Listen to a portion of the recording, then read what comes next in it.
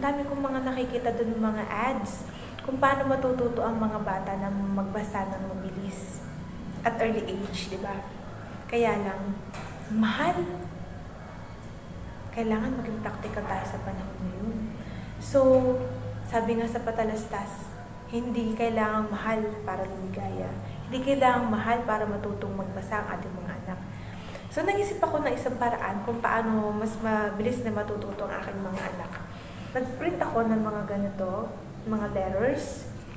And then, yung mga pictures na ini-attach ko dito, very personalized because ito yung mga gusto ng mga anak ko. Like this one, he loves yellow. So, yellow yo-yo. And many more. Yan. Ito yung mga madalas niyang nakikita ng mga words o mga pictures para mas madali niyang mga tandaan yung mga sounds na kanyang pag-aaralan. Actually, meron na siyang background dito kasi nanonood naman siya ng mga phonic song. So, ito ay way lang para mas ma-reinforce yung kanyang mga nalalaman na. So, paano ba natin ito gagamitin? Siyempre, mas makakatulong ko ang ating binabasa o ang pinapakinggan ng ating mga anak ay mga native speakers, meaning yung mga nagsasalita talaga ng English. So, parinig natin sa kanila yung mga YouTube, mga phonic songs doon. So, yun yung gamitin natin and then reinforce lang natin dito. Kahit mga 3 letters lamang, ng mga 3-letter words, marami silang matututunan dito, di ba? For example, U, and then O, and then G, K, log. Matututo silang magbasa.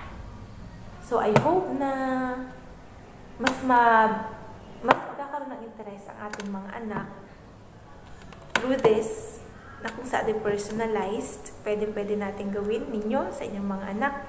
So, paano ba to? Mahal din magpalaminate, di ba? Ang ating gagawin, tape and gunting. Yun lang, tape lang natin. And so, pwede rin natin turuan sila dito ng pagsusulat na hindi kailangan natin na mag-erase na mag-erase. So, pwedeng pencil or pwede rin na whiteboard marker.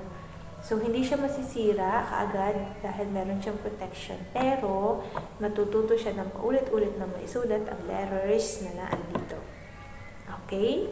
So, yun lamang for now. So, I hope na sa mga susunod nating pagkikita ay nakikita natin ang effect ng ating naisip na paraan sa mabilis na pagbasa ng ating mga anak.